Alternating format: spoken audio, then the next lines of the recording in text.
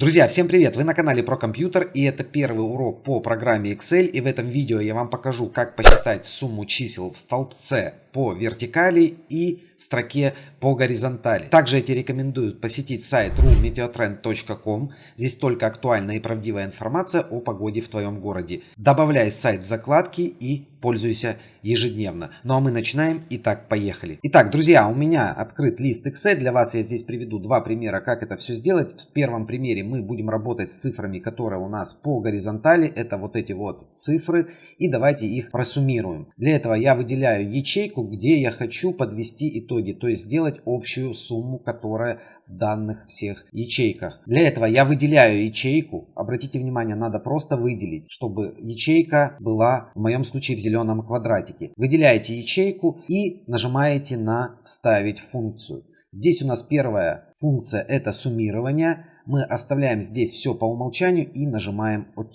Далее нам необходимо выделить те ячейки, которые мы хотим посчитать. Например, мы хотим посчитать все вот эти вот ячейки. Я беру и тяну вправо.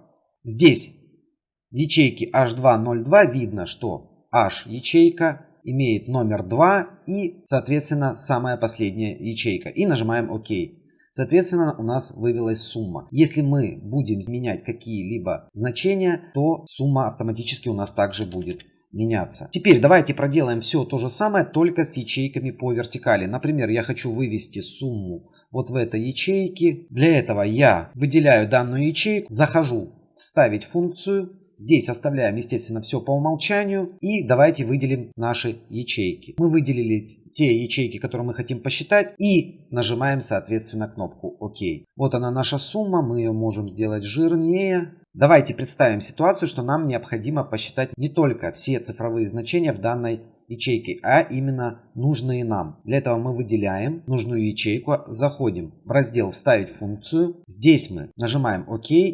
И выделяем те ячейки, которые мы хотим посчитать. Для этого у нас должна быть зажата клавиша Ctrl на клавиатуре. То есть мы ее держим и выделяем те ячейки, которые мы хотим посчитать. И, соответственно, нажимаем ОК.